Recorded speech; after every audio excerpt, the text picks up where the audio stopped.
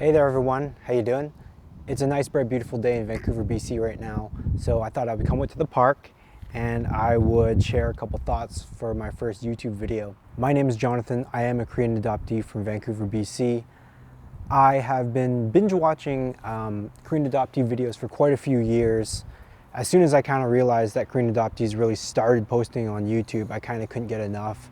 I've watched every one of your videos about 100 times over, and I really kind of just wish there was more. I could watch literally 100 or 200 or 300 more of your stories. I thought that if I really want to see stories from other adoptees, maybe I should not be so hypocritical and start to maybe post a little bit from my own background on YouTube myself. I've noticed from watching so many YouTube videos, and I do love all of these videos, but these videos have led me to go back and visit my birth mother in Seoul.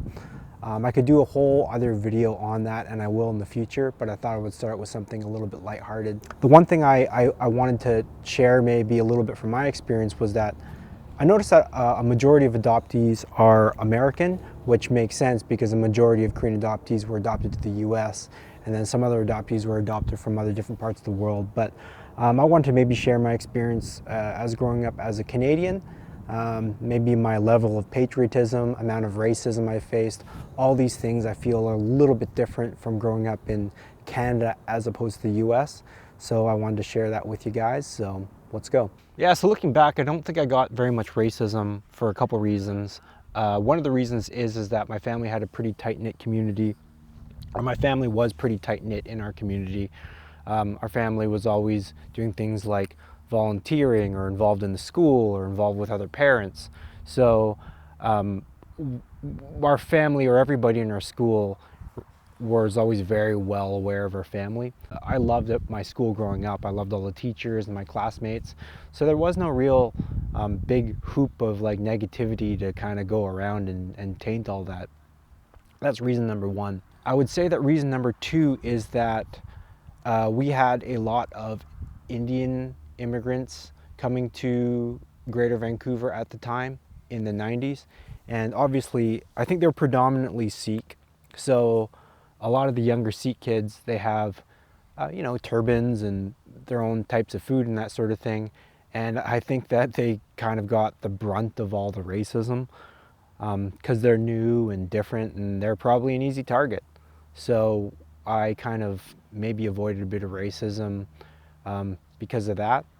But come to think about it, I think it's more the first reason I gave, which is just that we were pretty tight-knit in our school. We were very well liked, and there would really kind of, in some way, a lot of ways, be no reason to be racist, because I loved our school. I loved all of my classmates and my teachers. So there's kind of no reason to just like lash out and sort of like be racist at your Korean schoolmate for no reason.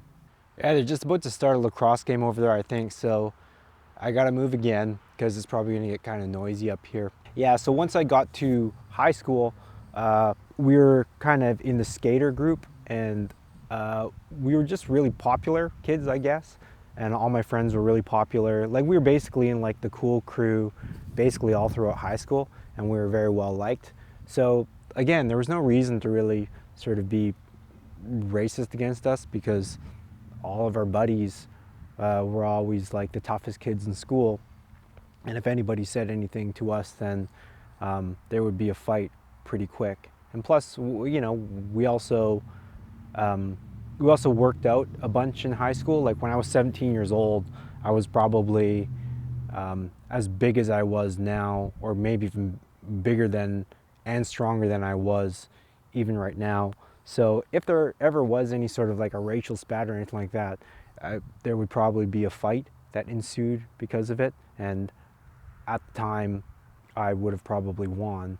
So nothing really ever came up. And I know for Korean people, they might be maybe undersized a little bit, or maybe it might be a little bit harder to go and like fight back, but that wasn't really the case with me. I was always one of the strongest kids in school, and if any situation ever came up, I could always defend myself pretty much. So I was watching another girl's video as a half Korean girl out in the Midwest, and she actually moved to Korea, even though she's an American girl, simply because by even being half Korean, she got bullied quite a bit. And I am not quite aware of like how the degree of racism that occurs against Asian or Korean people in the US. The only thing I can really say is that I went to Indianapolis because I'm a football fan. So I went to Indianapolis in Ohio kind of on a football trip with a buddy. I thought the people were really nice there. So I didn't really deal with anything like that. I hope this doesn't come across as being like ignorant or whatever, but I kind of think that the way that you are as a person invokes the kind of response that you get from people, regardless of where you are or what you look like. So I feel like I command respect from different people. It's just the way that I am. And I feel like if I go anywhere, I don't really get disrespected. I went to the Midwest and I felt like I got treated really well there, although I was just a visitor. I will say though that it was at a pretty funny incident, or actually it's not really that funny. I was in Ohio and I was going to an Ohio State game. I was staying at a little hotel that was near the university, and me and my buddy were doing like a football type trip. And I met these two people, two Indian guys from the same town or city that I grew up in BC here, and from Surrey, BC. And so I was downstairs at the hotel and I was drinking, and it was late at night, and I saw these two guys and we got to talking, and they were like, hey, we're doing the same trip as you guys are doing. We're going to like a Cleveland Cavaliers game, and then we're going to an Ohio State game, and then we're going to the Colts Broncos game. And I was like, oh, cool. And then he's like, oh, where are you from, man? And then I was like, I'm from Cloverdale, BC. And they were like, oh, no way, man, no way. We're from Surrey, BC. We were like, well, what are the odds that we're from the same city and we're all the way over in the Midwest, here doing this kind of guys trip, this sports circuit type trip. So I was talking with them, and they were like, have you got any racism while you're over here? And I said, no, I mean, everybody's been really nice. And they said, yeah, like, this was maybe more of the time that like back in 2015, when I think some of this, like the terrorist attack, ISIS type stuff was starting. So they said that the people in the Midwest were calling them like terrorists while they were over there. And I was like, holy geez, like, that's just not something that they would deal with back in Canada, just being called like a terrorist by several different people. But so that definitely shocked me for sure, but I never really got any of that. I thought everyone was really nice. I guess the last thing I would say where it is different is that in Vancouver particularly, we have a massive Chinese population. It actually almost kind of feels like in some parts of Vancouver that the Chinese population comprises sort of like, in some areas it seems like it's 70 or 60% of the population. We have a huge Korean community here in British Columbia as well. I think sometimes you kind of get mixed in with Chinese people or other kinds of Asian people. I know for me personally, whenever I go and meet anybody new, the first question that I get asked, even still, is, oh, are you Japanese? But that's not that big of an issue. I think maybe they think I'm Japanese because I'm maybe a darker skinned Korean person and I can grow a beard pretty easy or something. Honestly, I don't know, but that seems to be the case.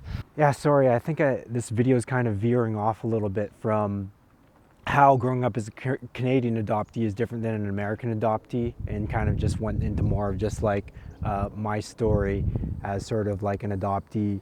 So maybe to wrap up here, I got a couple questions, which would be, what is your level of patriotism towards your the country that you're adopted to? I know for myself, I have always been a very proud Canadian, and I've always been a very proud resident of the town that I grew up in.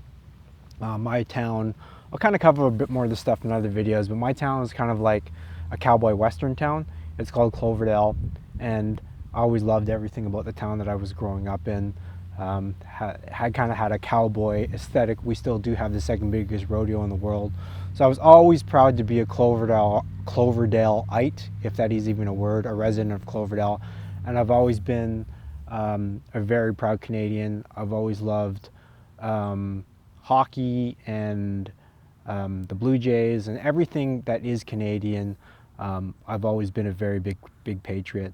Sometimes I look at like pictures of, you know, some relatives on social media, and I kind of just get the fleeting thought of like, even though I feel Canadian and I love my country, I'm just not Canadian just in the same way that they are. Like I wasn't born here, and I don't have generations of relatives that have been here for a really long time. So like all other adoptees, I still deal with the same things that you do, maybe stuff to do with identity and whatnot. A lot of it was handled when I did go to Korea to meet my birth mom, and I'll share that in another video. That's kind of a bit of a longer video that I want to take a bit more care into. But yeah, that is my story. I think that as adoptees, I kind of feel a lot of affinity for all of you out there, regardless if you're from, if you're adopted to the US or you're adopted to England or wherever. I watch all your videos, and I want to make some more videos that contribute to our community. So thank you for watching, and I'll see you next time.